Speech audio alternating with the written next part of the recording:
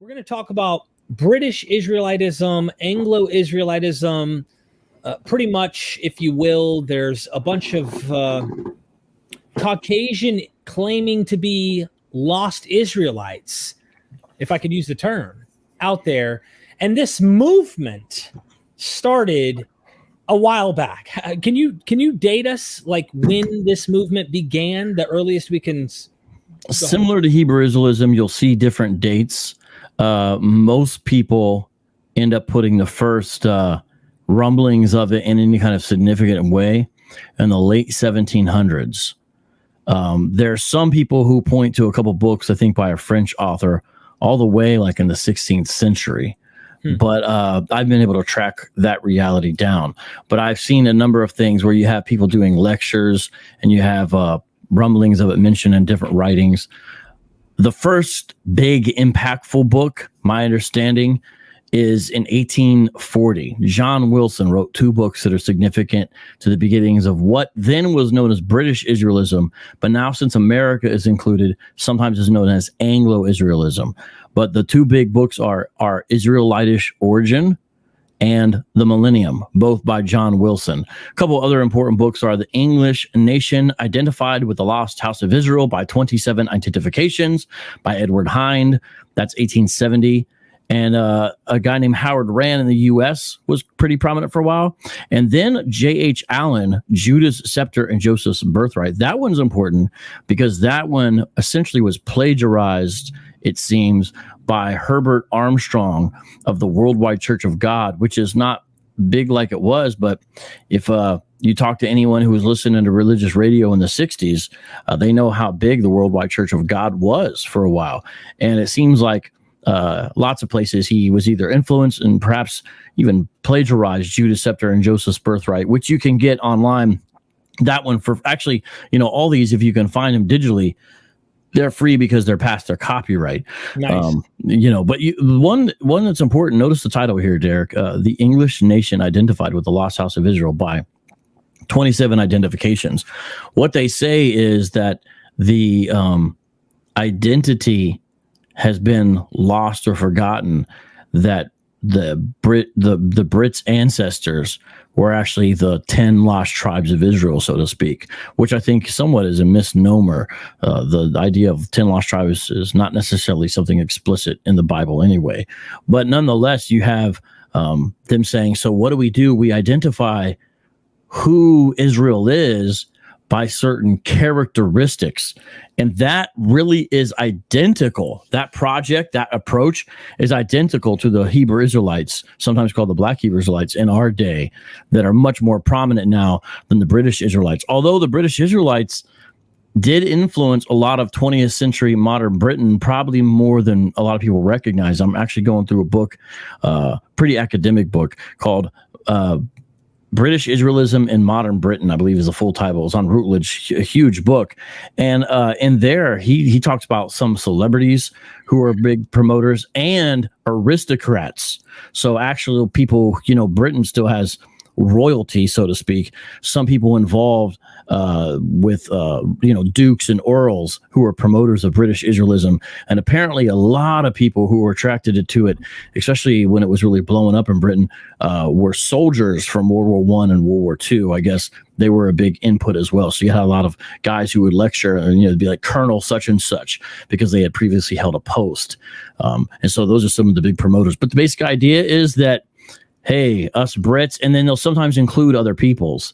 Us Brits are the lost tribes of Israel, and then America, because of the kind of stepson stepdaughter relationship to the Brits, also gets included in a lot of the schemes. And so you have one that's Ephraim and one that's Manasseh is the way that it's worked out. And some of them, I'm getting a little far off here, identified Germany, who is kind of, the Brits have had problems with Germans, throughout history. Some of them even identify the Germans as the seed of Esau.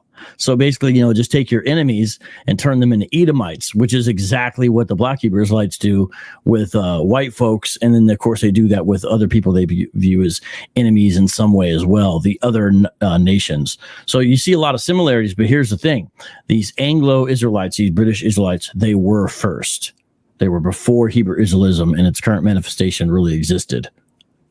I'm really interested in learning the history of a lot of these movements, and a lot of them seem to stem from biblical interpretation, whatever their particular is. Oftentimes, this is why denominations come up: is we like this idea, and we're going to apply ourselves to this particular thing. I just interviewed a few scholars on the idea of the lost tribes, and it really was educational. It was really interesting. Zvi Benit, he's an interesting one. And then Dr. Jason Staples, just kind of poking at the history of what happened in Assyria's conquest on Israel, and just the history. Where did they go? What happened? And then this mythos, if I could use the term, of people thinking they're out there. And they've been thinking this, for millennia. If I can, let me go ahead and plug real Here's quick. a really good book on that you just mentioned, The Lost Tribes of Israel by Tudor Parfit, The History of a Myth. This goes through all the different, not all the people, but a number of the different people who people have either thought or people that who have claimed to be the lost tribes. This is a really good one. Africa, America, Britain, Japan, all over. Yeah, that's exactly what Zvi Benit discussed in his book too. It's got a world map on the front cover as well, and just people are looking. They're out there looking for them. Real quick, I want to plug you. I want everyone to know Vocab Malone's got a YouTube channel, so if you guys are interested in seeing some debates, a lot of different topics, not just debates, but he'll educate. Seems to me you were also in like hip hop and stuff for a while as well. You debated on the streets many times with the Hebrew Israelites. Usually they would be Black Hebrew Israelites, if I'm not mistaken. Yeah, well, that's sometimes what they're called. They just call themselves Hebrews or Israelites. And if there are one Westers, which is a certain strand, they include on their 12 tribe charts Native Americans and Hispanics. So in a technical sense, they wouldn't even be just, Black Israelites anyway. But yeah, that's who I interact with a lot. And we have some interesting conversations. Some are more fruitful than others, but I'll talk to any of them. And sometimes sometimes they don't want to talk to me, but I kind of go out there anyway. Other ones do want to talk to me. It just depends. There's a variety of people, but I think there's a lot of bad ideas in Hebrew Israelism.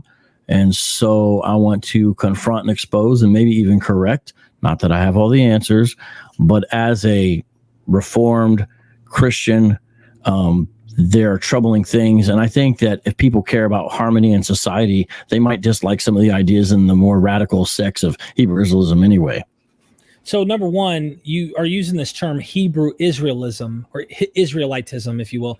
That term refers to anyone who's using this type of ideology and applying it to themselves as if their race or ethnicity is somehow attributed to these lost tribes of Israel. Whether they're black, white, green, yellow, from Mars or planet Earth, doesn't matter. The point is, these guys fit that category. But we're going to be maybe talking about the first group that comes on, British Israelitism, and what they believe and why. Do you want to start us out? Because if not, I have an interesting quote I would like to maybe bring up. And I think this hits the heart of a lot of what we might be discussing today as well, if that's cool with you. Yeah, I don't mind that at all. I use Hebrew Israelism as a quick note to try to avoid unnecessary offense if I can, because since a lot of Hebrew Israelites don't like the term black in front of it. Right. Technically, one of the main actual scholars in the area is a guy named Jacob Dorman, and he does utilize the term, and a number of other scholars do, of simply Black Israelism. And the term is not incorrect.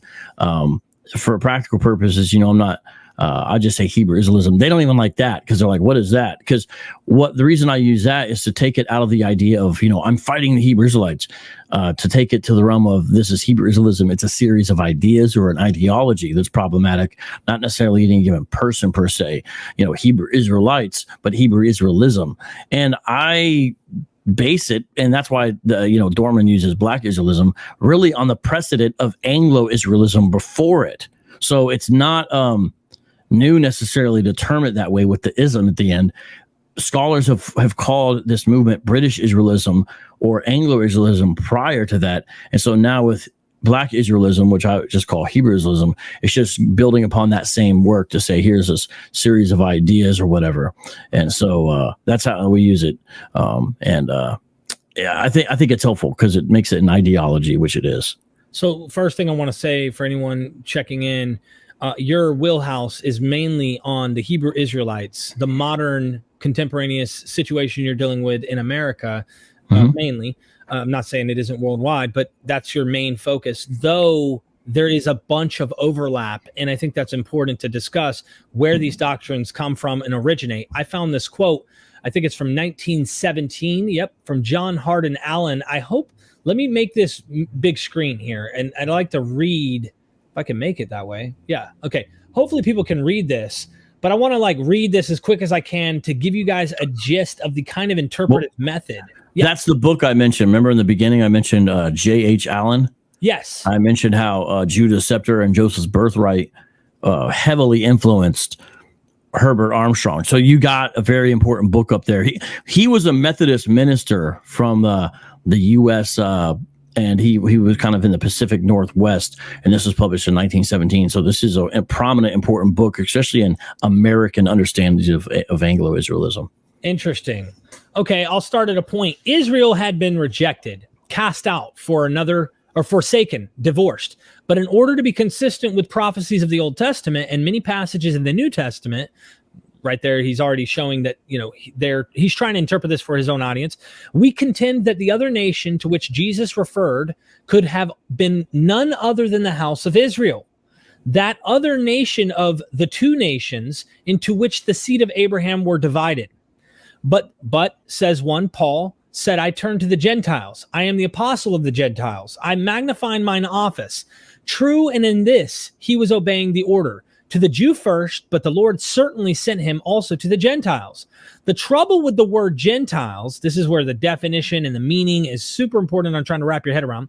The trouble with the word Gentiles to the ordinary English reader is that to his mind, it always excludes God's chosen people, whereas it only excludes the Jewish portion of the chosen race. So he's trying to say, all Gentiles mean is anyone who's not a Jew. It doesn't mean you're not an Israelite. It means you're not a Jew, according to this guy who's a British. Yeah, so you might be part of one of the Northern Kingdom tribes, for example. That's exactly what he's trying to say. So then he goes, there are three Greek words in the New Testament which are translated Gentile and Gentiles.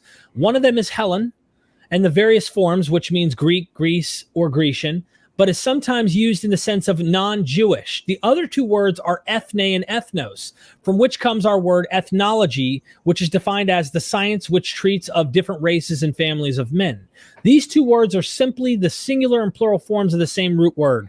Liddell and Scott's Greek lexicon defines ethnos, the singular, as a number of people living together, a company, body of men, a host, a tribe, a people. But ethne, the plural, is of course defined by this same authority as the nations, host, tribes, and peoples. God said, and notice he's immediately making a reference to Old Testament here, God said to Abraham, thou shalt be the father of many nations. Also, the father of a multitude of nations have I made thee. I got to shrink this so I can see what I'm reading here. And then I'm almost done. I'll take this down here in a minute. Sorry if you guys can't see it. The father of a multitude of nations I have made thee. I will make nations of thee, and kings shall come out of thee. She, Sarah, shall be a mother of nations. Kings of people shall be of her.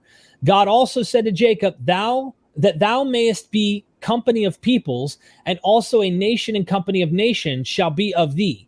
Jacob, by the command of God, said to Joseph, behold, I will make thee fruitful and multiply thee, and I will make of thee a multitude of people. God in turn said to Joseph through Jacob, he, Manasseh, also shall become a people, and he shall be great. Howbeit, his younger brother shall be greater than he, where he crosses his hands over, giving the blessing, and his seed shall become a multitude of nations, Gentiles, ethne, ethnos, goyim, goy. Indeed, we have neither time nor space to tell of the host of hosts, of all the host of hosts, the people and peoples, nation and nations that are involved in these covenant promises. But surely these will suffice to show that these covenant promises are ethnical in the fullest and broadest sense. Hence, when Jesus sent Saul of Tarsus to the ethne, i.e. the nations, we dare to say that he included, if he did not wholly mean, the nations of the birthright kingdom of Israel. For he said to Ananias, and he goes on and on. So I'm going to go ahead and exit that. and we're going to come back to this scene.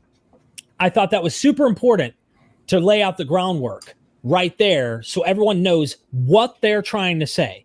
Because when Paul's going after Gentiles and they apply themselves as Gentiles, in some sense, they're applying themselves as the lost tribes. I'm not trying to get lost in any other topics, but there's a group that I also discuss these ideas with, and they think the same idea. The originators of this Israel-only group actually learned a lot from Christian identity about this doctrine from them. And so it is derivative of British Israelitism, this interpretive method. It's something there. So what made the British people say we're the lost tribes, Vocab? Well, what they say is that when Assyria came and conquered the north in 722 BC, that they spread them out, but that they never really returned. But, a quick aside, if you read Ezra 1, and at this time the empire had been transferred from Assyria to a different country, but at that time, a lot of Israelites, it appears from all over, came back into the land of Israel.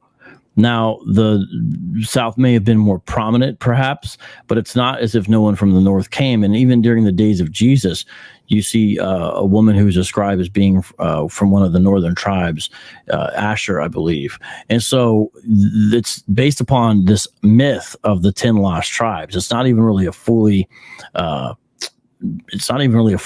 idea. But what they say is they didn't come back. Instead, they went through Europe. And what they did is they left evidence of their journeys or travels as they were going through Europe. And you can see that by certain names of towns and rivers and whatnot. So, for example, Danzig is because it was named by people who were part of the tribe of Dan. Denmark, of course, they literally think it's where Dan left his mark. The Danube, the Dardanelles, all of these. Some of these places I don't know, but I have them listed out. Danelaga. And so they give an example of that, and they say, this is evidence that as they push their way westward, these lost tribes, because they had regained their freedom from the Syrians, you can see by the rivers they crossed and cities they founded their evidence that they left. And they'll also point to things specifically that are British. The big one being that British is actually basically the Hebrew words for covenant and man. And so, because ish means man, and you have Berit is like covenant. And so they're no longer talking about English, they're talking about Hebrew now. And they're saying, well, this shows that Brits are the covenant men. But there's a couple problems there. One is in Hebrew grammar, whenever you have two nouns like that, one of them becomes genitive. And so really what it would have to mean, if their thesis was even right, would be man's covenant, meaning essentially a man-made covenant, not covenant man. They don't even really do that right. But these are the kind of arguments that are given. And this British argument is still used by One West Black Israelites to prove that at one time, during a time that they still refer to as the Dark Ages, a Israelite aristocracy ruled Europe, and they actually claim that's why it's called the Dark Ages, because Black Israelites were ruling Europe, and they say that that's why it's called British. It's not named after some white folks or something. It's named after the people that were in charge at that time. And you can find a lot of examples of these guys, like on TikTok, for example. They'll look at a bunch of medieval Renaissance paintings and stuff and be like, look, see, here's evidence of the Black Israelite aristocracy that ruled Europe during the Dark Ages. And so it's a similar argument there that they use, but that's what they say. And so they essentially settled with Britain, and they appeal to some interesting myths. The biggest one, it's a little confusing, but it has to do with a prophet who left with the daughter of someone, and they took a stone from Israel, and basically now it's the same stone that British royalty gets coronated on. So they even appeal to that. So they're like, here's evidence right there.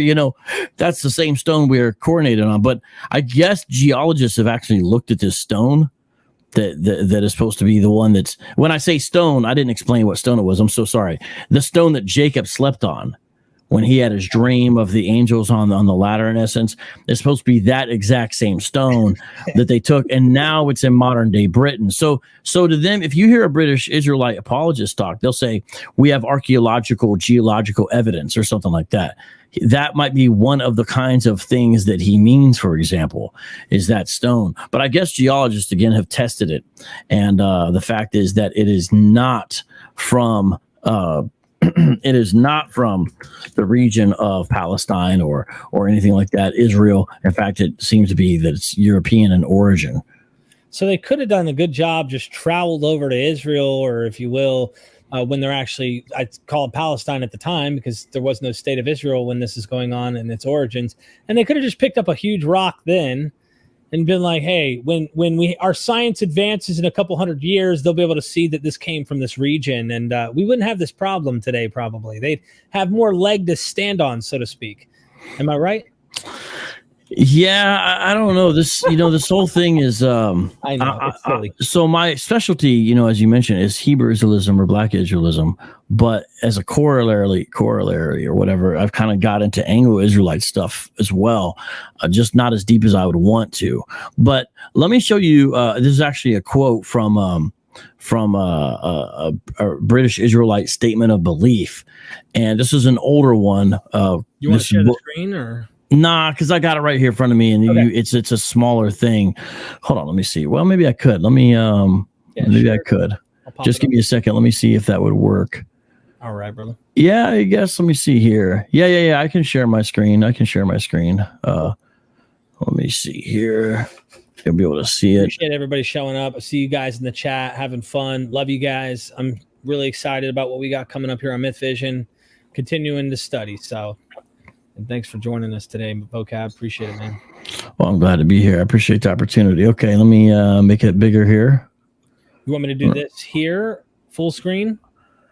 I think so. This is from an older book that was written by a seminary professor, and there's documents that he included that were primary sources that show some of their beliefs. And I want to read point 10. Listen to this one. The throne of David has come down to Great Britain through a clear line of descent, and therefore the fulfillment of God's promise that David's throne would endure forever. Great Britain and America, Ephraim and Manasseh, who are to render willing obedience, are preparing the way for the coming of the king. The house of David, removed from Jerusalem in the days of Nebuchadnezzar, was brought to Ireland by Jeremiah the prophet in the person of Tamar Tephi, thus establishing the present line of descent. The 10 tribes came from Assyria to Europe, thence to the British Isles to be joined to the house of David. God's Jehovah throne was established in the midst of his kingdom, modern Israel or Britain. An ancient king of Ireland was married to a Jewish princess from the east, and their coronation was on Jacob's stone, and the royal house of Britain has descended from that union. The present king of England, Edward, Albert, Christian, George, Andrew, Patrick, David, is the prince descended from King David, the 100th generation from King David, born 1076 BC.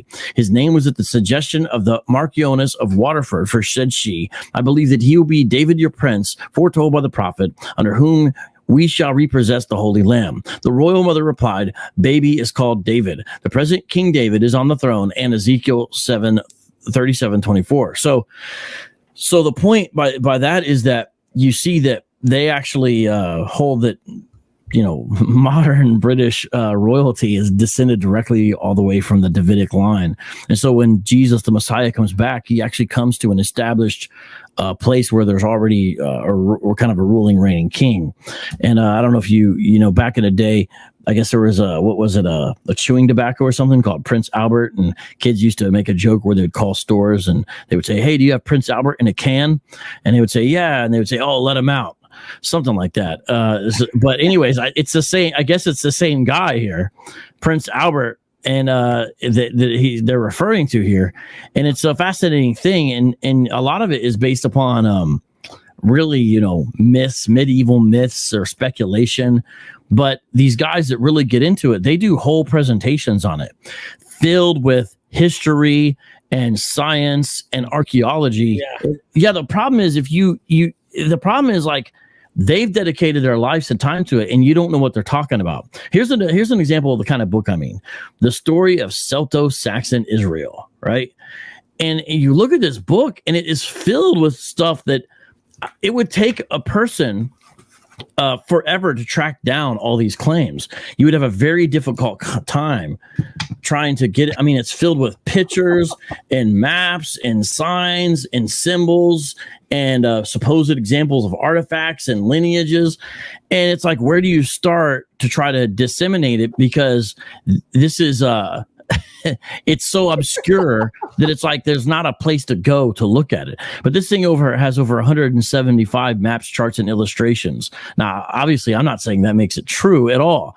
I'm saying, imagine trying to like say, okay, let's show this isn't true. It would be a lot of work. That's why I kind of like to say, hey, let me show you some of the Bible passages they use. I think that's an important thing we can do. Not that that's it's like, okay, here's a biblical passage. Are they interpreting it properly? You know, it's amazing.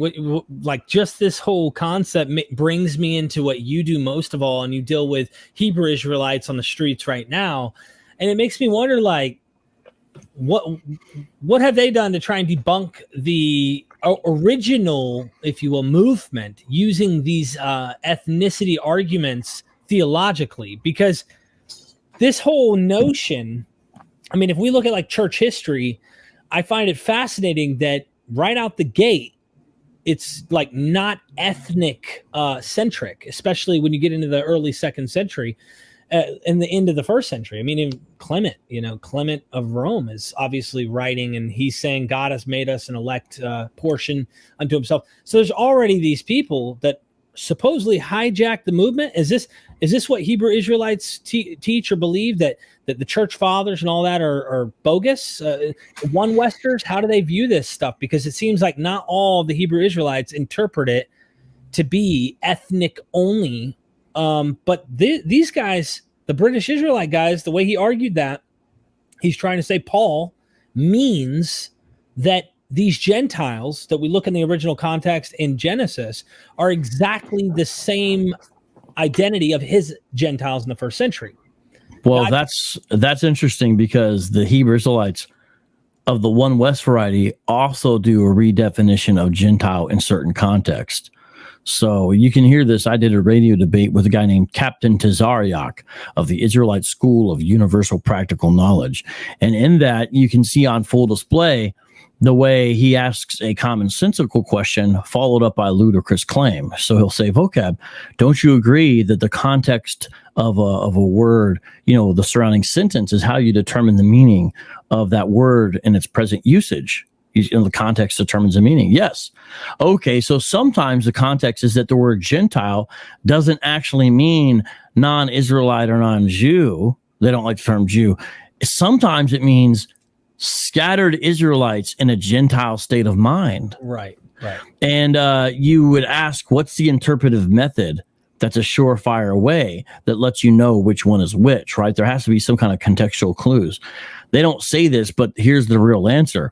Now this is the One Westers. These are ones who don't think non-Israelites can be elect or just destined to be servants, basically. The other guys think Gentiles can be grafted in, but they'll say, well, okay, basically if it's something positive, if it appears it's positive or beneficial, then clearly the Gentile there is actually an Israelite. But if it's something negative, like, don't act like Gentiles, then obviously that's speaking of real Gentiles. Right. And so, part of the comeback is that, well, the Bible has a word for what you're trying to say, which is Helleniste. Or, you can look at it different ways, but it gets translated as Hellenist, which means a Jewish person who is Hellenized as opposed to Hebraic in the way they live. The book of Acts specifically talks about that. In fact, there were some problems of prejudice in the early church that the Bible itself documents, where there was distribution to the widows, so the church was taking care of the poor there, but the Hebraic widows, they probably kept the festivals, they probably spoke Hebrew, the way they dressed, et cetera, et cetera. maybe even their names, they were getting more food in the distribution than the Hellenized widows, and obviously it was a problem that wasn't fair, right? So they brought it to them, and that's where they established 7 men who were wise to be able to be in charge of the distribution of the food there. But the point is that that word is used, the Greek word Helleniste, which is translated Hellenist. So there is a word for a scattered Israelite in a Gentile state of mind, but it's not Gentile. You can't show lexically, you can't defend this theory, but it's interesting. You saw that same kind of redefinition. Now, Hebrew Israelites don't know a lot about Anglo-Israelites. You'll find a couple of videos where you have a couple of Hebrew Israelites touching on it. They'll kind of touch on it, and basically they think it's another example of the white man ripping off their identity or ripping off their idea. But the thing is, historically, they're first. Now they'll say that's not true because there's people who always knew, and they'll point to some obscure thing or whatever. But the fact is, Hebrew Israelism, Black Israelism, didn't really start until the late 1880s at the earliest, the 1890s, with Crowdy and another guy named F.S. Cherry, and that's just a fact. They want to deny it, and so. The Anglo-Israelites got to be at least by 100 years, depending on which counting you do. Now, it doesn't say who's right or wrong necessarily. Chronology doesn't determine truth. It's just showing that the idea is not original, and some of the arguments are literally flipped on their head. You know, a lot of these Anglo-Israelites say that, as I mentioned before, Germany, those are the descendants of Esau, and that describes the hatred that Esau has for Jacob, because remember, Jacob is England, and so that's why Germans have been such a thorn in the side of Britain, is for that very reason. Is this where and I want to jump ahead a little too and say, is this also where we find in the Hebrew Israelite movement that the white man is Esau as well, because he's an enemy toward the chosen ones, Jacob, if you will? Partially. So I mentioned one Westers. So Derek, one West Hebrew Israelites, they'll teach the Esau white man doctrine. There's a number of other Israelites who are not as radical or militant. Sometimes, again, Black Israelites, they'll say, no, white folks are the descendants of Japheth. So they don't even think that the Esau Edomite connection is accurate anyway. Okay. But the reason why is it gives them access to scriptures that they can misinterpret as essentially justifying racism. So Romans quotes Malachi, and in that passage it says, Jacob I have loved, Esau I have hated. So if you talk to one Western and say, it sounds like the doctrine is racist or hateful, they'll say, hey, well, that's God's view. That's not our view. If you want to call God racist or hateful, be my guest, kind of thing. Right. So they'll point to that. And they'll also point to passages that are prophecies or oracles against Edom, because what happened is Jacob and Esau, of course, are twins. And Esau is also blessed as well.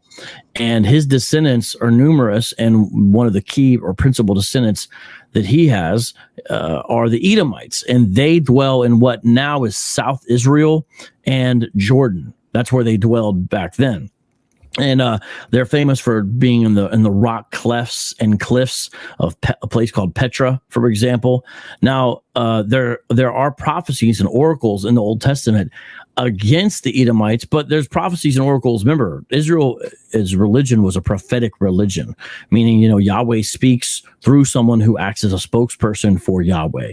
And so there's oracles against Israel itself. We must remember as well. You read Isaiah, it's filled with oracles against Israel, but there's also oracles against the nations. Now, it's not only bad. For example, in Isaiah 19, you see judgment prophesied to Egypt, but then at the end of Isaiah 19, the same chapter, I know there wasn't chapters back then, but the same section of scripture, you get it. It's prophesied that Egypt will be called Yahweh's people at one point, and they'll join with Assyria and Israel worshiping Yahweh together. A very interesting passage. There's passages like that as well, where you see this inclusion. They always do this thing. I know some people who do this. They'll look at that and go, no, those are Israelites in Egypt. Yes. Those are Israelites in Assyria. And they do, because they cannot, they start with this presupposition. Right. No one can really attach themselves, become, and really be part of the people of Israel unless they're ethnic Israelites, because they start with that Abraham premise that your seed, and they define that to be literal ethnic descendants only, and they keep that definition, and they don't see any inclusion. I was reading in 2 Chronicles 6, a really interesting passage. It's worth bringing up. It's literally worth quoting to you. I want your let me read this to you, because I think you're gonna be like, what the, this is obvious to me. However, if it doesn't say, oh, the nations will join the covenant, or something like obvious, clear distinction saying one day these people would come and be part of this whole movement or whatever, they just can't allow that to happen. So verse 32 and 33 of 2 Chronicles 6, this is a prayer, by the way. Whether this is from, I'm speaking critically here. So, I have a different view of the scriptures than you might have, Vocab. But either way, according to the narrative, let's just play that one. You have Solomon praying right now, and he's praying for people, his people, as well as people that are far off, the nations, right? This is before the monarchy divides. He's king, he has his temple, he builds for God. He's in cahoots with God, right? So he's praying, and he says, foreigners who do not belong to your people Israel will come from a distant land because of your great reputation and your ability to accomplish mighty deeds. They will come and direct their prayers toward this temple. Then listen from your heavenly dwelling place and answer all the prayers of the foreigners. Then all the nations of the earth will acknowledge your reputation, obey you as your people Israel do, and recognize that this temple I built belongs to you. And he, of course, talks about his own people, like, God, bring them back, get them off their bad path. Please show mercy to them, correct their all the stuff. You know how it typically goes throughout the prophets. That right there, when I asked that question of some of the group members that I talked to about Israel only, and really Israel only is the centric of British Israelitism, one Westers, things like that. They interpret that and they go, well, that just means God listens to the prayers of foreigners, and then they stop. And I think to myself, I'm like, I don't know an expert in the world. I don't know a single scholar who doesn't they don't believe the Bible. They don't believe in God. They have no reason to not find a reason to say, well, we're not part of the narrative, you can forget about the Bible, that follows this kind of conclusion and says, this is what's going on. So it's really odd. Real quick, we got a super chat. My friend Gary, Brute Facts Podcast. Thank you, my friend. I appreciate it. Almost got a Prince Albert once, but I realized there isn't enough alcohol in the world. Oh, well, that's a different reference to Prince Albert. Yeah. Right. Awesome. Go subscribe to Brute Facts Podcast.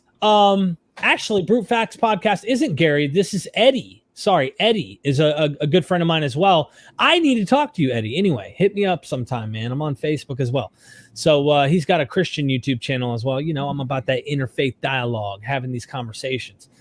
All right, I'm sorry, Vocab, for taking you off on this journey, but you're right. There seems to be, depending on where you look, the rod of iron going to beat down the Gentiles, or an optimistic outlook saying one day you're going to come to us and you're going to realize the truth of our God and our blah, blah, blah.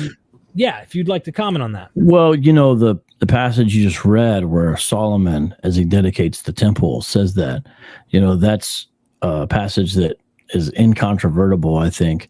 But these guys, their presuppositions have to make them play with it, basically. But, that goes along with other Old Testament ideas. It's not just like one random passage. For example, Isaiah 56:7 says, even those I will bring to my holy mountain and make them joyful in my house of prayer. Their burnt offerings and their sacrifices will be acceptable on my altar. Listen to this. For my house will be called a house of prayer for all the peoples. And then you have another passage that is combined from Jeremiah 7:11, and those two passages together, Isaiah 56:7 and Jeremiah 7:11, are quoted by Jesus in Matthew 21:31 and Mark 11:17, where he cleanses the temple, right? And he says, hey, this is supposed to be my house, which is supposed to be a house of prayer for all nations. It's really more explicit in Mark 11:17, but you have made it a den of robbers. And you see that kind of idea there. So Jesus directly defends that understanding. But what I get with One West Hebrew Israelites, so I don't have expertise in dealing back and forth with Anglo-Israelites because I can't really find any. It's more like watching their videos, reading their books. I've wanted to try to dialogue with someone on a real level, more so in the beginning just to understand them a little bit more. But with the One West Hebrew Israelites, what I see with them is they act as if, the Bible supports their ideas definitively. And so let's say we brought up that Chronicles passage to the average One West style Hebrew Israelite, like a member of Sakari, say, for example. Oh, we've heard this before. We dealt with this breakdown already in class. And that video was 6 years ago, but we'll do it again, but this is what you think we haven't heard this. And they give these really wacky explanations, like, in regards to the Isaiah 19 passage I mentioned that mentions Egypt and Assyria favorably, one of the interpretations was what you anticipated, which was they'll just say these are scattered Israelites in these places. Right. But that's because they'll see passage. What they do is they jump to another spot where it shows that the Israelites would be scattered to the other ends of the known earth, world, which would be Assyria, potentially, depending on how you view the world at the time. And Egypt seems to be on like the far outskirts as well. So those are two places where Israel actually was captive. So Assyria came in 722, destroyed the northern kingdom, and Assyria liked to displace people and put them in other places to minimize, Assyria was kind of a cruel empire, but also to minimize rebellion and whatnot. So this is something Assyria really did. And of course, Egypt housed Israel, young Israel, you might say, for 400 years or so, depending on how we do all that time reckoning, according to the biblical narrative, to those who understand that. And so these are two examples of empire and two places where Israelites had been. But the thing is, it mentions in Isaiah 19, the passage I brought up, it mentions Israel along with them. It says Israel the third. And so you can't make all three Israel and conflate them down. But that's what they'll do, either by saying these are scattered Israelites, or the other thing I've heard them do is say, well, Israel itself can be identified by other place names. So Assyria and Egypt are simply different ways to refer to Israel. But the problem is you just destroy the meaning of the text, because you can do that anywhere. But there has to be a reason why you're making those moves. Like, it's true the Bible has symbolism, and it's true context determines meaning. These are true things, but the move has to be justified in some way from the text or from a larger narrative that makes sense. But what they do is they have misinterpreted passages in front of another one that guide and determine everything that they have after that. This is more of the Black Israelites, but it seems like the Anglo-Israelites do the same thing as well. I tweeted today, because I was watching a documentary on this, a number of British Israelites miniature testimonials, and it's from a larger documentary about the lost tribes of Israel. And this particular part of the documentary was about the British Israelites, and everyone they interviewed said, well, once I understood I was an Israelite, the Bible made sense to me. Now everything opened up. It's as if like they didn't fully understand the Bible, and that now they have this key that explains it. And so the interpretations aren't wild to them anymore. But let me give you one example of what they do. Genesis 22:17 says this, that in blessing I will bless thee, and in multiplying I will multiply thy seed as the stars of the heavens, and as the sand is upon the seashore, and thy seed shall possess the gates of his enemies. Listen to how the British Israelites interpret this. They say it's supposed to be a prophetic picture of the British people and the people of the United States who can control Gibraltar, Malta, Heligoland, Suez, Aden, and Singapore. So like canals that they control. You see what I'm saying? Mm-hmm. This is supposed to be, they're saying Genesis 22:7, thy seed shall possess the gates of his enemies. It's prophetic picture of the Brits and Americans controlling seaports, basically, like the Panama Canal. These seaports are the gates of the enemies. This is what the Anglo-Israelites say, that Great Britain and America now possess, right? And so then they reason from that. And here's the thing, though. You look, and a lot of times in these passages, you say, okay, does the Bible describe or talk about this in other places? And the crazy thing is that Galatians 3:16, Paul directly comments on Genesis 22:17. So we have, if a person believes in the Old New Testaments, this is totally invalid, because we don't have a commentary from the New Testament on every verse in the Bible or the Old Testament, but some we do. And the irony is they want to make the seaports, but Genesis 22:17, Paul directly comments on it in Galatians 3:16. Listen to what he says. Now to Abraham and his seed were the promises made. He saith not unto seeds as of many, but as of one, and to thy seed, which is Christ. Right. So he makes a specific point that it's singular, not plural, saying this ultimately is Christocentric. So New Testament Christian interpretation is supposed to be Christocentric. And this is a common problem that a Bible-believing Christian like myself has with British Israelism, despite its factual, all kinds of other areas. One area we have a problem with it is it takes the glory in a lot of passages that's supposed to be for Jesus and gives it to some nation or people group or a color of skin. It takes away pointing to Christ, and instead basically points the mirror back on yourself, if you're an adherent. Right. And if I may comment on that passage in Galatians 3 that I think is interesting here. The opponents of Paul, he's arguing with the church of Galatia, obviously. The opponents are trying to circumcise them. They're teaching another gospel. It's clear in the context, Galatians 1 all the way up to chapter 3. He's literally saying, oh, foolish Galatians, who has tricked you? Who bewitched you? And then he goes to describe, I met Peter face to face, because we know the conflict Peter and him had in light of the situation in Galatians. I'm not going to get into too much textual criticism because honestly, that's not a part of the show. But the way I see that is when he talks about not seeds, but one being Christ as a singular seed, that to me is an argument against this proselytizing that's taking place where they're trying to Torah convert Gentiles. They're saying circumcise, become a Jew, become an Israelite, if you will, by becoming part of Torah, and you're a descendant. That's how you become a descendant of Abraham. And we know that he's quoting Abraham in promises prior to the circumcision. So here you have him saying, look, the promise was made before that. Here we have a promise made before the circumcision that this blessing would come to all the nations, but also it's not to the descendants, to the seeds, but to the one, Christ. So it seems like Paul's trying to say, don't convert, believe in Christ, and you are an Abraham descendant. You are a child of Abraham in Christ. So it is a spiritual thing.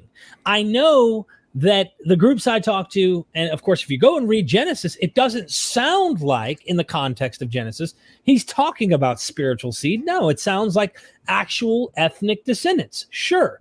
But what is Paul doing?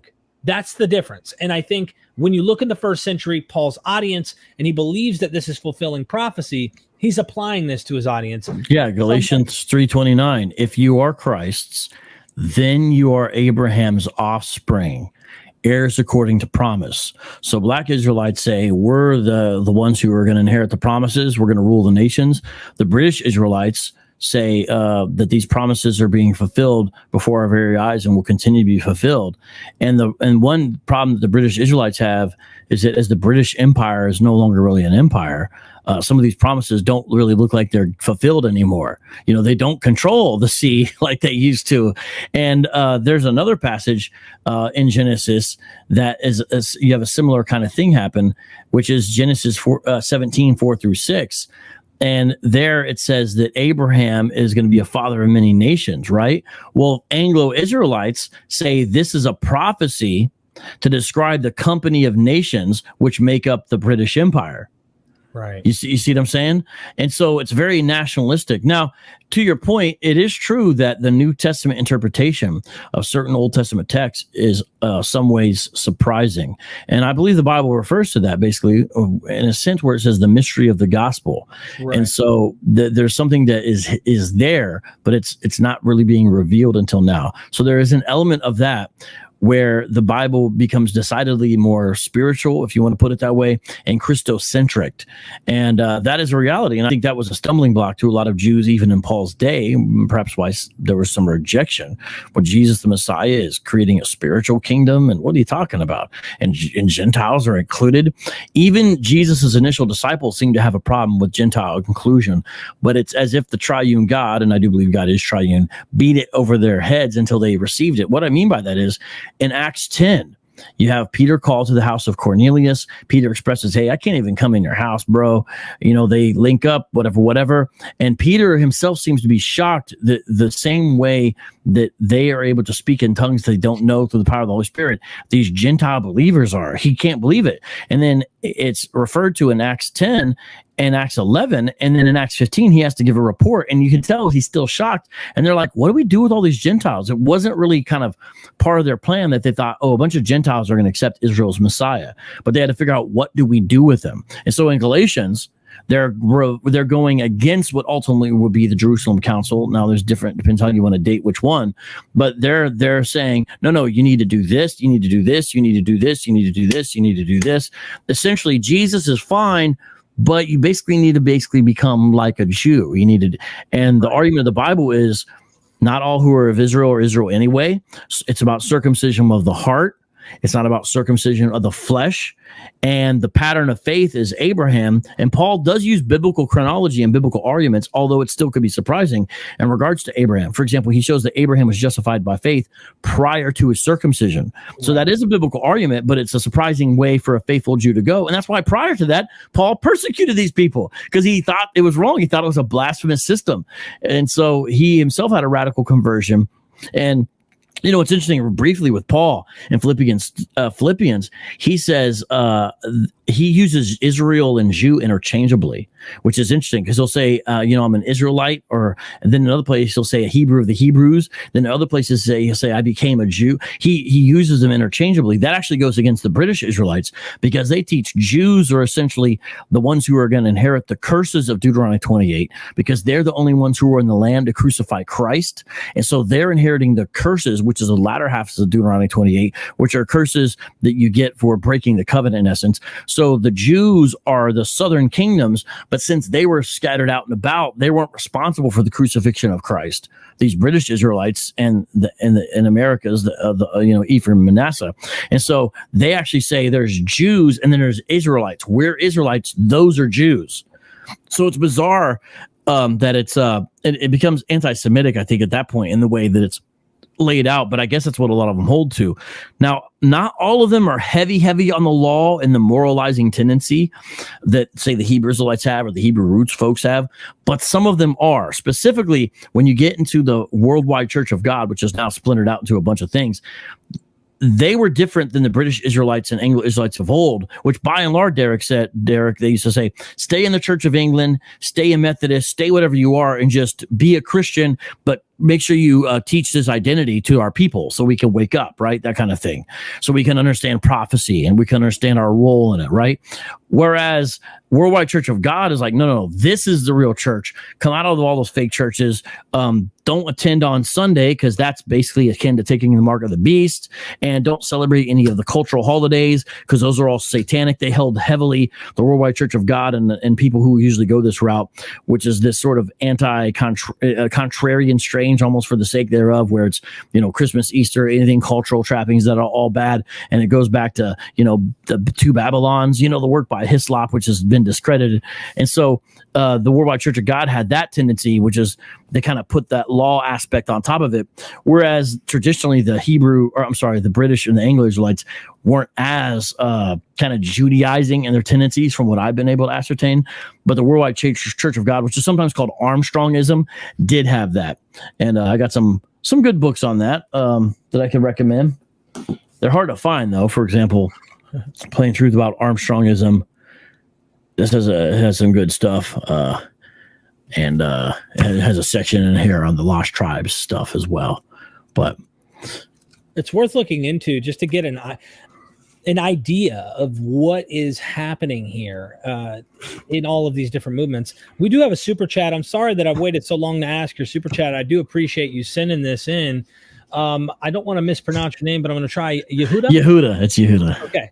It says, Vocab, what do you think about Khazars claiming they're Jews? And we emailed a scholar recently trying to get to the bottom of this and see what the experts have to say on this topic. But what are your thoughts? What he's doing is he's showing his cards. He's saying that modern day Jews are all actually Khazarians. They're right. Khazars. They're not actually Jews. Yeah. Right. Yeah. So it's kind of like, what am I supposed to do with that? Because I don't buy the premise. Is it true that there was a place called Khazar, and that it was an important place at the time? And is it true that the royal family converted to Judaism in the 9th century, and some of the nobles and common people? Yes, that's true. That's true, but that's a drop in the bucket of modern day Jewry. It does not equal all peoples who claim to be Jewish or whatever are Khazars. It's a crazy thing to think that they are. They usually use really bad books like The 13th Tribe, Arthur Kessler, and some of those Shlomo Sands, I think, has the invention of the Jewish people. They'll use these works and say that, and it's almost like they don't think the pie is big enough. So this person, Yehuda, most likely claims to be an Israelite. You can tell by the name, son of Israel, right? Yehuda ben Israel. And so he would claim to be that. So it's like those folks have to be kicked out if I'm going to be in. And that's funny because people talk about replacement theology, which is really just essentially fulfillment theology. But this is the true replacement theology. We're literally replacing anyone who has that identity. And it's really bizarre because, DNA goes out the window at that time, because you can't prove the Khazarian theory with DNA studies, and other things go out the window, such as the diversity of modern day Jewry. It's not just Ashkenazis, it's not just Sephardic. There's a number of other types of groups that kind of feed into this thing because there was a scattering. I mean, there's ancient communities that show some continuity that were in Persia, Iran, and Iraq until very recent times. Those communities are essentially all gone. They've all went to other places because of various factors. But they essentially claimed, and there seems to be some evidence, they were essentially there since the days of deportation. They were Jews who stayed in Babylon, and they became the Iraqi Jews. And you look at them, and they don't look white, they don't look black. These categories are very silly and simplistic, very American, very Jim Crowish, and they're very similar to their Iraqi neighbors in a lot of ways, which makes sense because they've lived there. But the interesting thing is they've even done some interesting studies where, basically there's a lot of similarities between the Iraqi Jews and the Iranian Jews from what appear to be first century Jews. And it kind of makes sense. It's almost like simple, but it's like the further away you go from Israel, the less you kind of look or act like a first century Jew, to put it that way. Yeah. The closer you stay, the more similar you are. It's kind of, that's a simplistic equation, but it seems like it basically kind of works out that way. So the real answer to this, if he's just asking about what do I think about Jewish people today, it's such a silly question. Imagine someone saying, what do you think about the Polish people? What do you think about like this whole people group? What do I think about them? What I think about them is what I think about any people. As a Christian, regardless of if they're ethnically Jewish or not, if they claim to be Jewish, they need to accept the Jewish Messiah, who is Jesus. And that's the real issue. And see, these guys are so concerned with proving that they're fakes and we're the real package. They don't care about the salvation of people who claim to be Jewish, because a lot of times there's so much natural animus and hatred that they just want them to, like,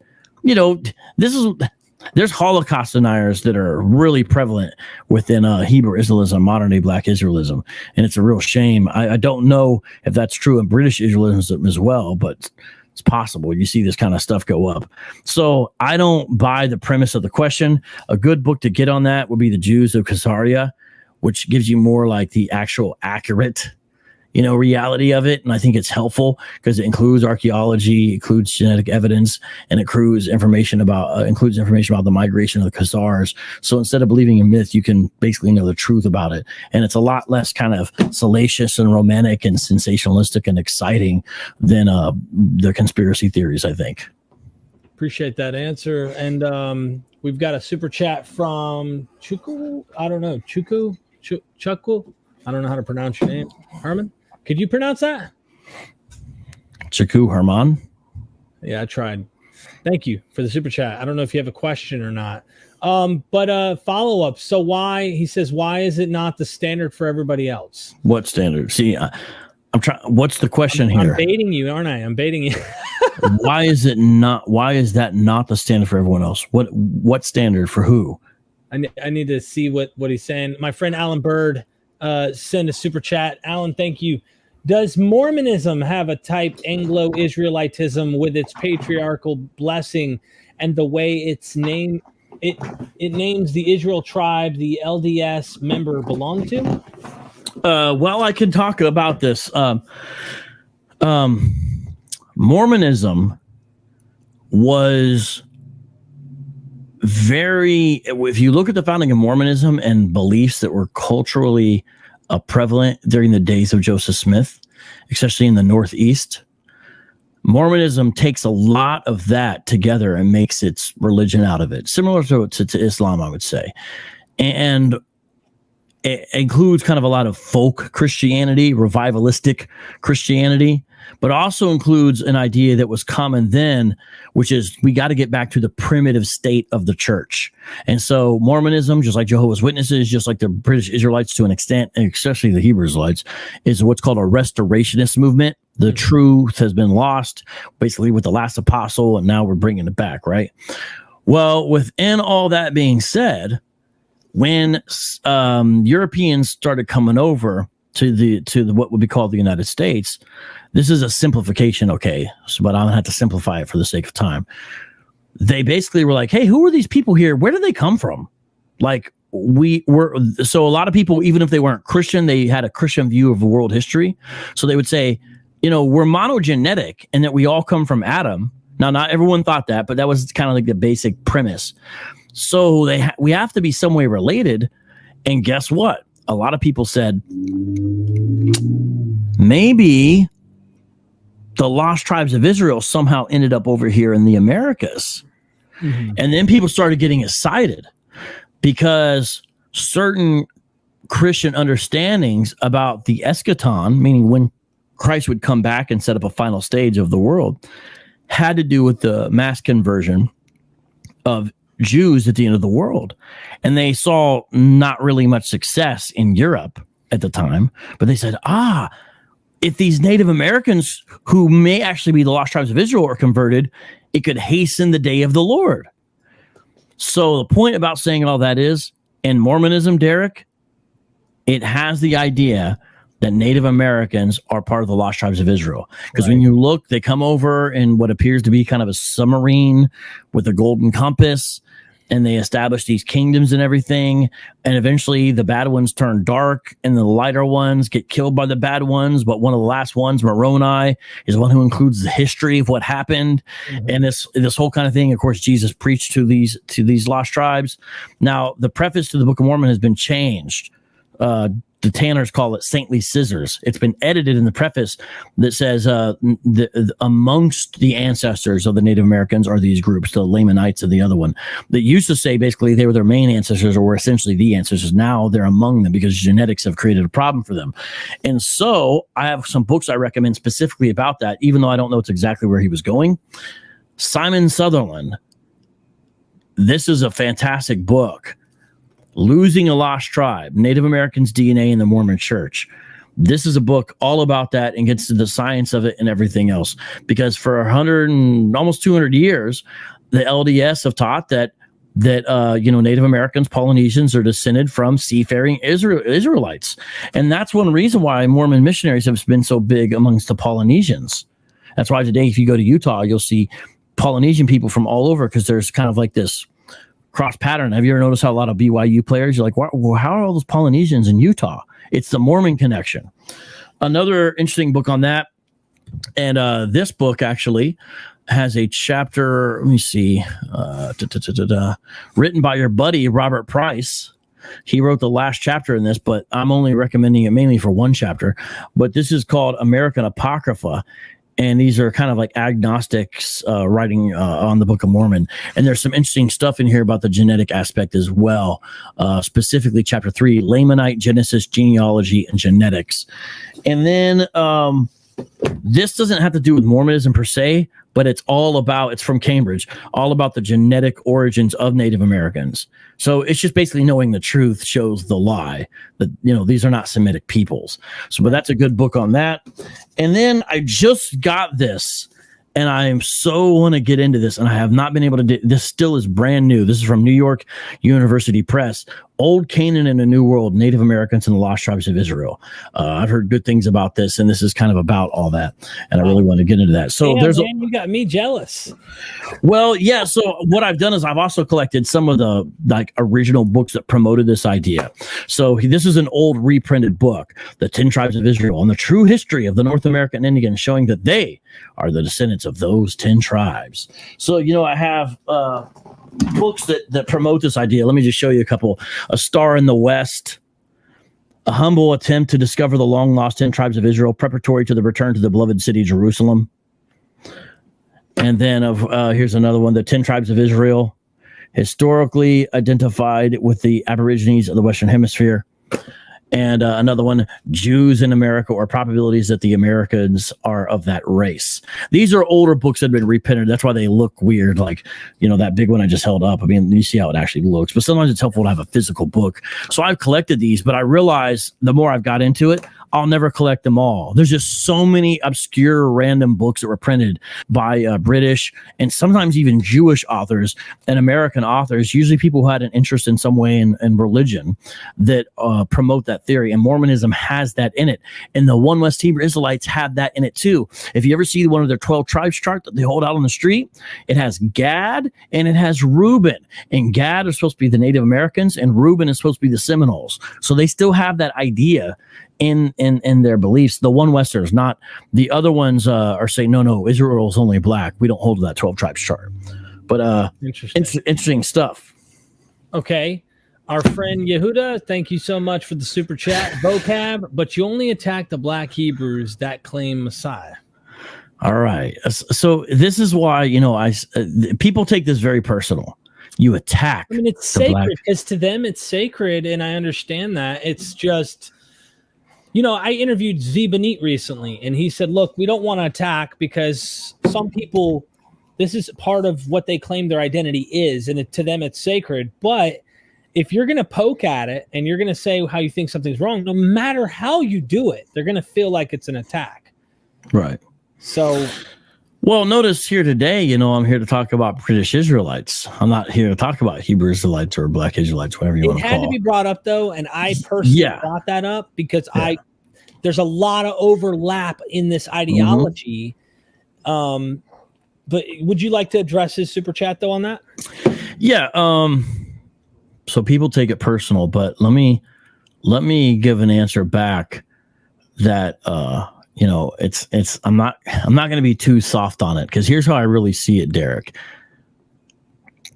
For the longest time, ever since really they've been around, Hebrew Israelites, if you want to call them Black Israelites, whatever, have went out of their way to attack the Christian church, attack the ideology, accuse the Christian church of holding black folks down, of pastors being government agents, sometimes all kinds of things. And it's never stopped. And when you look at the videos of One Westers out on the street, it's filled with denunciations of Christian doctrine, Christian practice, everything, right? And let's say you look at IUIC's videos, go on YouTube, put IUIC Christian Church, just look at all the stuff that they have, right? And not only the One Westers, but the more moderate, non-militant supposed ones. It's filled with a lot of rhetoric against the Christian church. It's just filled with it, right? The pastor wants to sleep with your wife and steal your money, and that's all that's going on there. Come over here. We don't do that. And they don't have the truth. We do. That's why we can destroy these Christians, with our information, whatever. And there's been this vibe and attitude, and some of these guys have stood out, in Times Square and been saying for years and on public access in the tri-state area that, hey, bring the top scholars, come debate us. No one can disprove this information. Now, the second there's a tiny little Christian apologetics movement that's answering some of the claims, they feel attacked. And look, I specialize. One way to gain proficiency is by specialization. So like in Major League Baseball, you have middle relievers. They don't start games and they don't close games. They're not finishers. They don't get saves and they don't get wins usually. They come in the middle as a go-between between the starting pitcher and the final reliever, the closer who comes in and just throws heat for a few innings. There's these middle relievers. They're specialists. That's really the only thing they do in Major League Baseball. And I could give continued examples of specialization. But I am seeking to become a specialist in this area. Now, I cover other things, but I'm not going to do all things. I'm not going to become an expert on Buddhism or Hinduism. It's not my calling. It's not really relative to my context. I'm not going to act like I know everything about Eastern religions and Eastern mysticism. It's not going to happen. But Hebrew Israelism and some of the related things to it, I am going to study. And part of that includes studying the British Israelites. And so, this is a British Israelite book. They've got their own 12 tribes chart. Look at this. Yar Davidi, the tribes. For what we see now on the Hebrew Israelites on the street.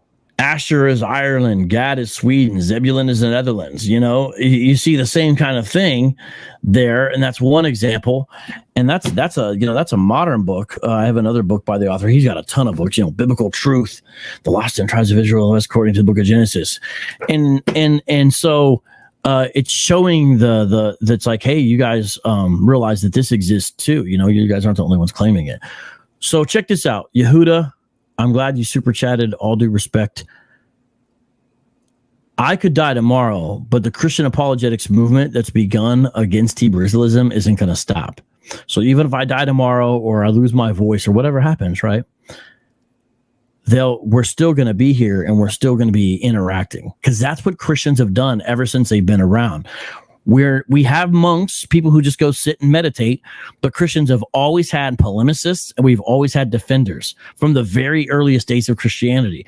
Justin Martyr, and right away is interacting with Jews who don't accept Jesus as Messiah, the dialogue with Trypho, Tertullian, Origin. These are people who are lawyers or intellects in their former life before they came to Christ, and they use those gifts to defend Christian truth and to also attack bad ideas. Irenaeus wrote a book that's basically called the medicine chest in a way of describing it, which means like the antidote to all these sick ideas out there. This is something that we do because we believe it's true. Hebrew Israelism is no exception. You can take it personal, but since we're not going to go anywhere, the better thing to do, because I can't tell you how much I get this question, Derek, the better thing to do, to be frank with you, is to realize everyone's ideas are up to be criticized, including Christians, and that's what your atheist and agnostic friends do. I do that too. Yeah, I was going to ask you. What's kind of weird about this question is, like, I'm sitting with you on my channel, which is technically an atheist channel, right? I criticize Christianity mainly as an ex-evangelical Christian, yet for whatever reason, I don't know why. What is it about me? I got to ask you, what is it about me that makes you not feel like I'm a threat to you and like you don't feel attacked or anything? Like, I do have videos where I like purposely take the time of trying to personally show the humanity in this, show the flaws, show the things that make me go, okay, this is another religion like other religions for me. Now, I know you would disagree with that. That's okay. I'm okay with you disagreeing with that. In fact, I expect it. If you're a believer in your experience and what you've researched is what drives that in you to make you think that way, that's fine. I'm not here to force you to think my way. But what is it? Why is it that you're on this channel with me, hanging out with me, and we've gotten along perfectly fine in this? Is it we found a common enemy in a sense? And what I mean by enemy, I don't mean it in like we found certain people we totally disagree with, we're going to attack, but ideologies. I personally want to be accurate. I say this openly. I want to be accurate. What I think is being said about Gentiles has been a huge hot topic for me for a long time. Why did the church from the get, filled with pagans that are joining this movement? Why are God-fearers jumping into this, right? I want to be accurate. I want to know the history. I want to know what actually happened. I want to know what Paul really taught. I want to be so accurate that if Christians are right about their interpretation, I want to say, hey, I think you guys are right about your interpretation. I personally don't believe Jesus rose from the dead. I say that publicly. You would oppose that to your grave with me on that. And that's okay. I understand. But I want to say that publicly because I don't want to be this guy who just wants to, let me just discredit everything. I want to say, this is what actually is being said here. And I can't deny that Paul's doing something strange, something interesting, something different, and it changed history. This movement started, and it obviously caused an entire change in the Western world. So I had to speak my piece for anyone who sat this long going, how the hell's Derek sitting back, hanging out, and he's preaching? He's kind of preaching some of this stuff like he believes this and the gospel's true, because I respect you. I may disagree with your ideas and whatnot in your conclusions, but like, it doesn't offend me. And I would hope more people who believe in things, especially when they're saying they're chosen and everyone else isn't, or they think their ideology separates the rest of the world, that they're special and everyone else isn't. To me, it's like, start opening up and being open to the idea that people like me are going to come on and say, I think you're wrong. I think you're all wrong in many ways, but I think you're wrong about that. And if it's causing such a division where we can't communicate and there's racism that plays a part in it, to me, that's a huge no-no. I don't really like that stuff. And so whether you're white, black, it doesn't matter. If these ideologies are causing that, that's a problem to me. And I think you and me would agree on that part. So yeah, somebody in the live chat said you just got converted back to Christianity. Yeah, that would be, they would say, how the hell are you sitting there this long? How are you sitting with Vocab Malone this long? And he's making these statements about the Christian church and stuff. Look, I'm going to hear 1,000 more times how Jesus rose from the dead and stuff. And I personally don't believe these things, but I'm also not antagonistic to a point where I can't have a conversation. I just had a conversation with Michael Jones from Inspiring Philosophy on this channel. We disagree on many points, and we talked about those disagreements. This show wasn't about those, but I appreciate the comedy in the chat. I appreciate everybody being funny, and I appreciate everybody super chatting. So thank you, Yehuda. I appreciate that. I hope we answered that question, but it is a focus of yours, and so I respect that. William Arons, I hope I'm saying that correct. I appreciate your super chat. The Catholic Apostolic Church, which started in the 1830s in Gratitude, Britain, also had a restorationist element. Besides restoring the apostolic office, each apostle was matched with a tribe of Israel. Interesting. I didn't know that. Did you? I don't know anything about that. I'm looking that up. I'd love to learn more about that. It's fascinating. Well, that's interesting. I didn't know about that. Wow, it looks like what they're saying looks like it's right. One thing that's fascinating about that is I think sometimes people miss what Jesus was doing.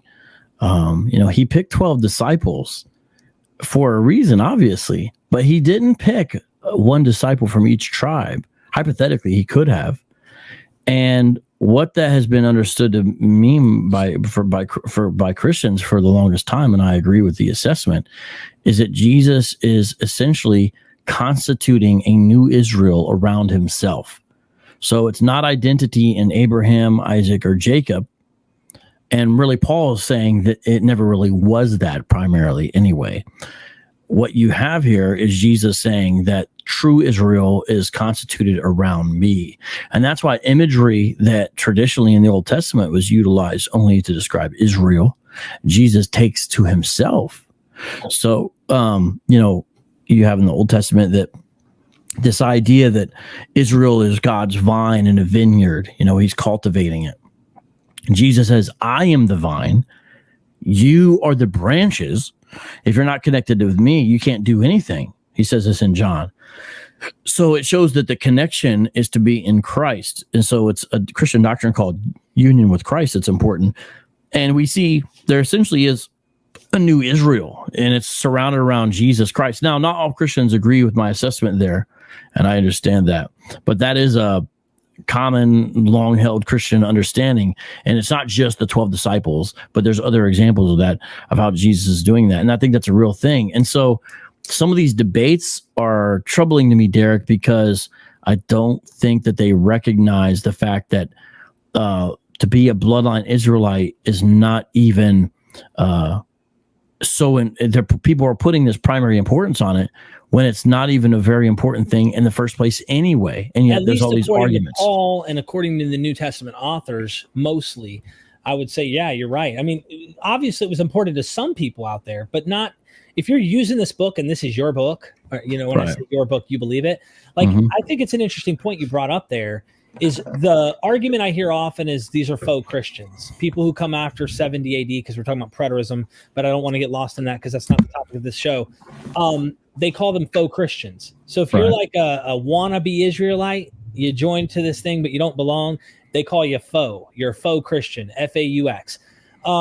That being said, it sounds like the replacement theology that people want to try and say, that's later, it's replacement.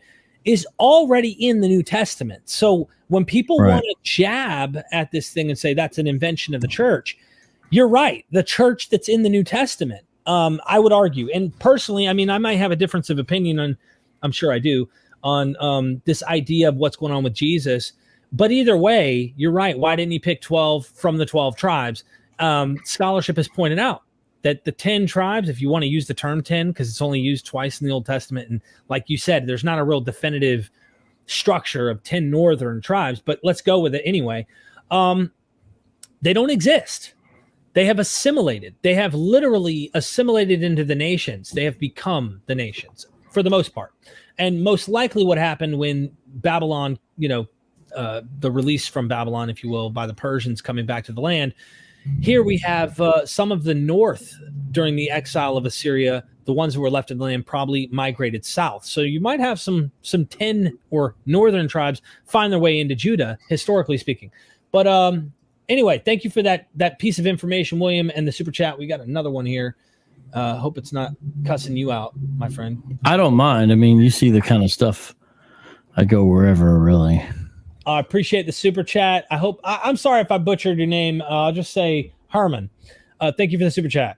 I seen Vocab Malone on Sonnetta's TV. He held it down. The Black Israelites must be held accountable. Yeah, most likely the gentleman, if I had to guess, is in some way affiliated with the conscious community, because it appears on his avatar he has an Ankh, and based upon the name. And so he may identify with Kemetic or Egyptian spirituality in some way. And they have been going back and forth with the Hebrew Israelites for a while. And Sonnetta, who is sort of a Kemetic spiritual guy, and so has a pretty big YouTube channel. I was on there and we talked about some Hebrew Israelism stuff together. But, he's no fan of Christianity. Every time I'm on, he also wants to ask me about, some kind of trip up question as well. But we kind of talk about Hebrew Israelism and have some interesting discussions. So thank you. And I'm glad you watch it. And hopefully I'll be back on Sonnetta TV. We shall see. Yeah. And then my good friend Garfield over at Dagger Squad, I know from time to time he'll link up with you as well, because you guys are fighting a similar battle, maybe for different reasons, but it seems like you guys are on the same side in that sense. So yeah, he just wrote a book too about the lost tribes, Black Hebrew Israelites, if you will. Yeah, well, I mean, Garfield is willing to transcend maybe some like expectations people might put on him, meaning, oh, Garfield, you're of this group, so you need to link up with this group. So he'll say, well, hey, I'm trying to be after truth or whatever. But I mean, and I don't, and him and I have done some stuff where it's like, we could say we support each other, but at the end of the day, just like you, Derek, I'm friends and cool with everybody. Yeah. But Garfield is Garfield, Sonnetta, no friend of Christianity, no friend of the Bible, and I get that, but I don't necessarily take it personal, because before I was out on the streets dealing with Hebrew Israelites, I was dealing with when there was a rise of what's called the neo-atheists, but now they're not really called that, because now these guys are in their 30s, I guess, or whatever. But at the time, they were these young college students, and I was dealing with them a lot out on the street out there, Arizona State University, on Middle Avenue, and different places here in Phoenix and Tempe, and we had some really hostile discussions, but the thing that was cool is over time, I kept on going back, and these guys kept on coming back, and we developed, a number of us started developing friendships and respect for each other, and would even do debates, and then afterwards go hang out and eat, and it was a good thing. And so I saw, we can still have these relationships where it's like, hey, we don't agree, let's do this, but we can still have a relationship, I think. And with the Hebrew Israelites, it's a little harder to do that, because they take it so personal, to be honest with you. And so it's very difficult to develop any kind of respectful relationship with a lot of them, because it's just so very personal. And they're gonna have to mature past that, I think. Not that they need to be friends with everybody or whatever, but they're just gonna have to kind of put their feelings aside and say, let's just step up our argumentation, let's just do better. And I think their community will only benefit from them doing that. Just like I think Christians ultimately benefit when they take atheist and agnostic arguments and interact with them and deal with them. I think ultimately we will all benefit from the process.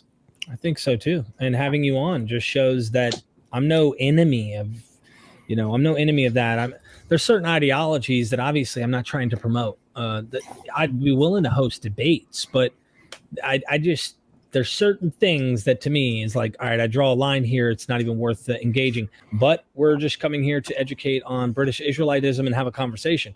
This has been an interesting one too, by the way. Let me play you one situation on an aircraft that happened to someone I think is part of the conscious community. We know T.I. and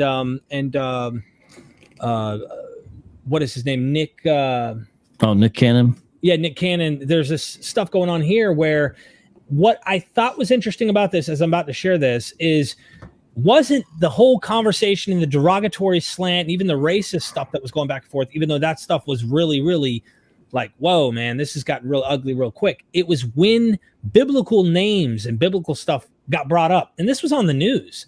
Like it just went over people's heads and it was just a racism thing to them. But I saw more in ideology here that's probably going on in the conscious community. I don't know that.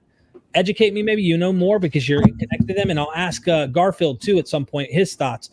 But here, I'm going to play a short clip and let you guys hear it from this part. You're mad because only black people have the genes to procreate, and y'all know the truth. You come from me. A black person can make any color in Africa white with blue eyes and blonde hair, just like you. Have a twin, one my color and one your color. It's called Esau and Jacob. You be quiet. Yeah, for real. And I got the promise to my people. And you mad. Because the promise is coming. You understand me? You can take me to jail. You're mad. Go ahead. Now let me let my people know the truth. Should I stop it here? Sure. Jacob, Stop it there and continue on later. So I don't know what exactly is she claiming as far as what does she practice? Who knows? I don't know. Right. But she has some Hebrew Israelism in her dialogue there, right? But she also seems to have some things that might be from other sources. The idea of like only we have the genes to procreate. Sometimes that might be called Afrocentrism or something like that. And you'll hear people talk about it, but Hebrew Israelism has that idea. And so, she mentioned Jacob and Esau, and that is a Hebrew Israelite idea. So Genesis, I think it's 25:25. The way Hebrew Israelites basically picture Jacob and Esau is that Jacob was black and Esau was white. This is how most of them essentially picture it. And they say, well, it's possible because if you look, this is something that can be done where a black couple can have a twin that looks totally different, right? So one can look like Derek and the other one can look like Eddie Murphy, right? And so that's what she's saying there. And so apparently white people on the plane innately somehow know that they're inferior. They know that they're genetically vulnerable. And so that's why they're mad and upset. And so they've done everything they can to artificially prop themselves up over the one who they know is superior. And so I don't know what went on before this, obviously, but it turned into some other thing because I seriously doubt there was a conversation, but it seems like that's what came out is essentially, some kind of superiority, some kind of racial element. But, people have used things like this to justify racism for a long time. I mean, we can't forget the supposed Hamitic curse. The idea that, Africans are the descendants of Ham, and Ham was cursed by Noah, which is not even accurate in and of itself. And so they're destitute for slavery, biblically, for disobedience. Or the mark of Cain, everybody was white or pure looking. I'm saying how they would say it, not that I agree with the premise at all. Right. And then Cain killed Abel, and the mark that God put upon Cain was made him into a black man, and he was the first black man. Hebrew Israelites actually have a reversal of that. Everybody was black, and Cain was the first white man. Alazar ben Loya from Sakari explicitly teaches that. They don't all necessarily agree with that. Others teach that whiteness is a condition of leprosy or some kind of other genetic defect. So it seems like she's advocating that. But what this shows is Hebrew Israelism is gaining cultural currency. So people can laugh at it all they want. They can, whatever people do. But the reason why I spend time on it and study it is because it has a negative impact when people believe it. And so I care about that, and it draws them away from the gospel, which I believe is the solution. And even on just really strictly a societal level, brings division in an already kind of fractured society. And I think you saw that, because now there's a justification. Well, you're made inferior according to this narrative, and the promises are coming. And one of the promises is that we're going to rule and reign, is what she seems to be implying there. Yeah. A promise of judgment. She's because queen, she says, and I'm not going to play anymore, but she's a queen, and everyone else is, under, like you talked about, the superiority stuff going on there.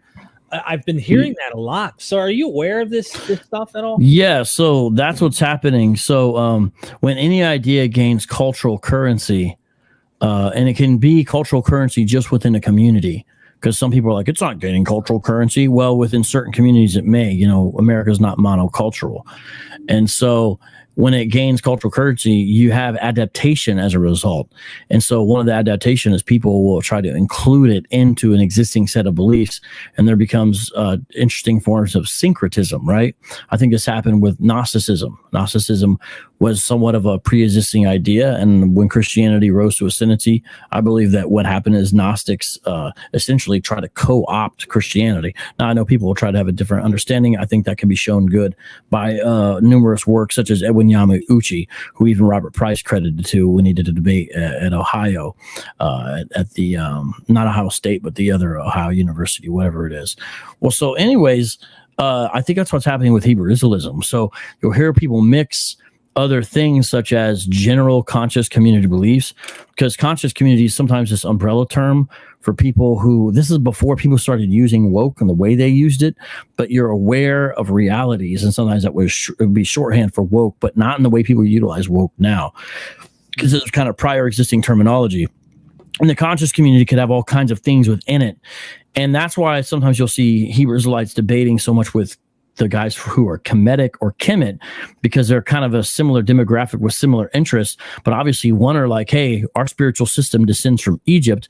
The other one is saying, hey, the Egyptians enslaved us, and we're the descendants of those Kemet. People. That's a good point. I think he was probably Kemet, because he brought up the pyramids a lot. And so some of it sounds like, but what you're going to see more and more is mixture. So I have met a number of Muslims now who are Hebrew Israelites as well. And that's why Hebrew Israelism is a better term to use than saying a Hebrew Israelite per se, because what's really the true belief system there? Which one is first or primary? I would say, well, okay, they are this person who identifies as a Muslim, but they have elements of Hebrew Israelism in their belief system. And so I've met that. There's even some Roman Catholics who have done that. More and more, the most common one, of course, is some kind of Christian who adopts elements of Hebrew Israelism. And sometimes some of those folks do stay in their churches. And so it's a lot of confusion. And I think you're going to see more and more of that. And within the Kemetic community, that is a highly, highly diversified thing. And the person mentioned Sotnet at TV. All you got to do is watch the difference between Brother Jabari or Garfield or Reggie or Shaka Atmos or Unk or any of these guys, and you see, whoa, it's almost so idiosyncratic that it's down to a person. People think Christians are diverse in their ideas, and they are. We've been around a long time. There's diversity of beliefs. But, there's these creedal statements, and if I say I'm Reformed, like my hat says, if you know what that means, you have a general understanding of what I believe, strong view of the sovereignty of God, et cetera, et cetera. With some of these beliefs, especially Kemet, it's so idiosyncratic. It's almost like, what does this individual Kemetic person believe? Do they think I am not a citizen, I'm a free? Okay, all that. So the sovereign citizen movement is sometimes with these, but they're not identical, because you can have some of these right wing or racist militia. Not that all militias are racist, I'm not saying that, but those kinds of folks who also adopt sovereign citizen elements as well. Right. And some Hebrew Israelite groups adopt this idea to a greater or lesser degree.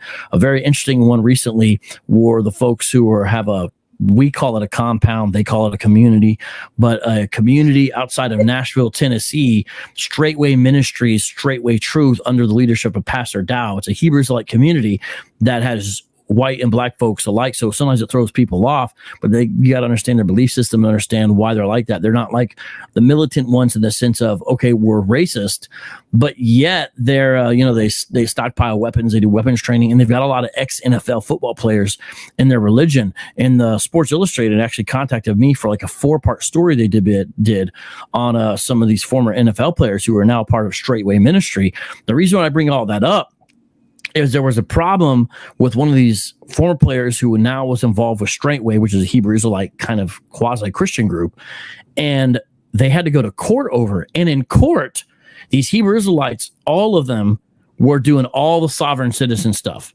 I don't know who that is. I don't respond to that. The judge is going to be charged from my time because I'm here, so I'm going to give the judge an invoice. All this kinds of stuff that sovereign citizens do. And so that seems to have gained currency within something called the Moorish Temple Science. And they're not as popular as they were, but some of their ideas have spread out. They used to wear the fez caps, and I've only seen a few of them in real life, such as when I visited Harlem. I saw some Moors that were out there, but it's rare to find them, especially if you're outside of the Northeast and outside the cities there. It's very difficult these days to find them. But some people may recognize the name Noble Drew Ali. He's sort of considered the founder of that. And so they've really adopted a lot of those ideas as well. Ladies and gentlemen, Vocab Malone, I'm glad you joined me, man. And look, we can do more. I hope in the future we can have more discussions. Maybe I can host some debates at some point with you and others that you obviously don't agree with, whether they're skeptics or a part of a different group, whether they're Hebrew Israelites. Who knows what we can make happen. But I'd be interested in having those type of discussions happen here on MythVision. Let me know what you guys think. And go subscribe to his YouTube channel. Do you have anything you'd like to say before we actually leave? Not really. I mean, I'm going to keep on doing what I do as long as I'm alive. And I'll talk to atheists and agnostics, but I'm not in the mode where a primary thing, what I do is debating them. There was a time where that was a primary thing I did. Right. It's not as much. So I'll do it, but it's hard because sometimes when you're in a certain mode, at least for me, to entirely rewire and like, okay, let me look at this. It's rare that I do it, but I'll do it sometimes. But I don't know everything about everything, and so there is some specialization. But there's actually some former Hebrew Israelites who have now become atheists, and one of them always wants to talk to me about biblical morality, and so it's basically someone who used to hold to these ideas now is like, look at this, and I am okay with having those discussions. I think people are not always prepared, though. People who want to criticize biblical morality, as they'll say it, I don't think they're always ready to defend their own foundations for their own moral beliefs. And I think that's an important discussion for Christians to have with non-Christians, especially people who find things in the Bible offensive, which I understand. We can talk about some of that. But I think it's important for people to ask themselves, what's my morality rest upon? And I think a lot of the answers I hear sometimes are decidedly shallow and not very studied, not very philosophical, not very rigorous. I'm not saying everybody. There's people who've done, a lot of thinking on these issues. But I think that's an important discussion to have. And that could be something that could be fascinating to discuss, especially when you talk about foundations and axioms. I think that's important to look at. I would definitely be interested in having that. And it sounds like Yehuda would like to come on and have a debate with you sometime. Sure. What do you want to debate, Yehuda? And I hope it's not the same old topic of who are the real Jews, because that seems like what most Hebrew Israelites want to do. And I got to tell you, I'm not interested in that. I want to debate something more specific, more detailed, and less covered ground, because I know there's a lot of Hebrew Israelites want to do that. Just ask that. But you'd have to see more about what you believe, and it'd be a fascinating thing to do. One thing I wonder if you'd be willing to debate Deuteronomy 28, because if you're a Hebrew Israelite, you must hold to that it's prophetic, and it would be an interesting question to debate. Does Deuteronomy 28, prove what Hebrew Israelites think it proves? For example, that can be in this passage. My bet is you probably, the Apostle Paul is James. The atheists would like that one. I would like to hear this. Yes. Yeah, the Apostle Paul. Well, what would be the debate topic? Because I don't agree there is an Apostle Paul versus James. Right. What would be the actual debate topic? You know what I'm saying? It would be defending the unity of these two, and obviously you'd probably run to Acts and Second Peter, but it would be interesting to have. Of course. It'd be interesting to hear this discussion. I don't know. Email me, and I'm in contact with you. So I'll just let you know. Like, I'll forward it to you. So when you email me, Yehuda, remember I'm showing this to Vocab. So be nice. Hey, but Derek, why do you think he wants to debate that? Don't you think it's fascinating? So you would think he's a fellow Bible believer, right? Right. I don't know that. That's well, yes, most likely Judah, son of Israel. Right. It's what his name is, right? Right. And yet he wants to debate two elements of the New Testament against each other. Do you think that and Yehuda, tell me if I'm right or wrong before we go. This is fun, by the way. Do you think that this is a version of the Hebrew Israelite movement that's saying, like, look, we're not cool with Paul. We like the Jamesian concept of, or something like that? What do you think? That's my guess, because that's common with Hebrew Israelites. To get the laugh face. Yeah. But isn't it fascinating though? A Hebrew Israelite wants to debate. The first thing they want to do is set the Bible up against each other in a way that would make an atheist perfectly happy. Well, you know me, man. You know me. I'd be happy to see this conversation. Yeah, I'm okay with it. What I'm just saying is, I find Hebrew Israelism decidedly unbiblical. And it's even become more and more brazen, a lot of the proponents of the movement, and their willingness to just throw large chunks of the biblical narrative under the bus. Like you have Sakari, who says the only thing we can trust in the New Testament is the red letter. Or you have Divine Prospect, who says Paul is a rabbi for the Gentiles, and since I'm not a Gentile, it's just his rabbinical opinion and it's totally irrelevant to me. Interesting. You have these guys, and you're like, why do you even say you believe in the New Testament? I just say you're an Old Testament only Israelite. I don't even get why they even do it. It is interesting. You do have a good question. I personally do think there's an issue, right? I personally do. Yeah, because you're not going to believe in the unity of Scripture, of course. Yes. Right. I have my reasons, and you know that, and like that's okay. And I'm sure everyone watching knows that. However, to me, this is a great point you bring up, and I have to jab. Yehuda, email me, by the way. I'm friends of everybody, so I'd be interested in seeing this setup. But it is, to me, it's like once you start seeing a problem, why do you hold on? Like, what would be your point in hanging on to this? And how do you know James is, like, why follow James's version? If you do take this division here, what makes this something you should believe in at that point? Like, shouldn't you lose trust in this?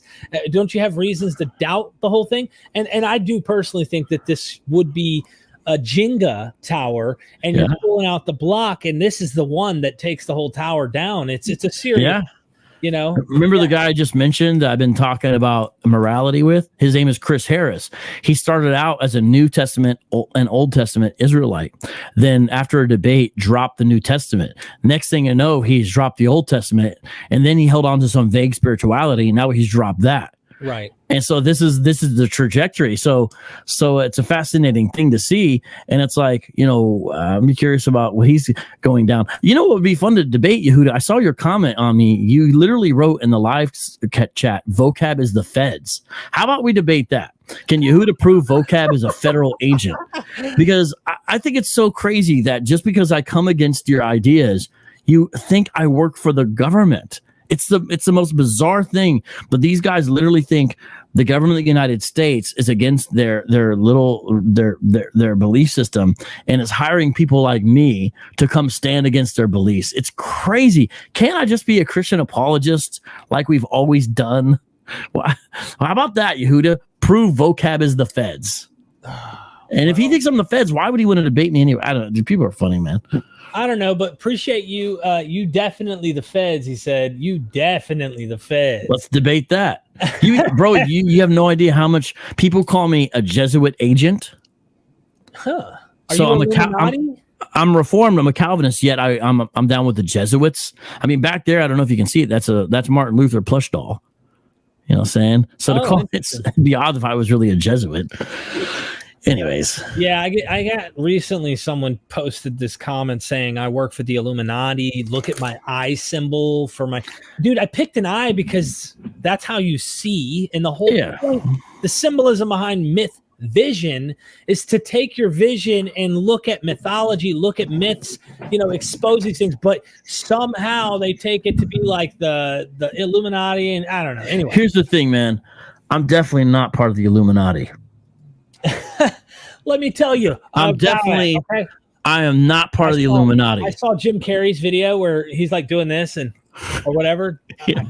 And they're like, dude, this is so him really doing it. You just sold like 10 people on you really are the Illuminati, even though you're saying it's a joke.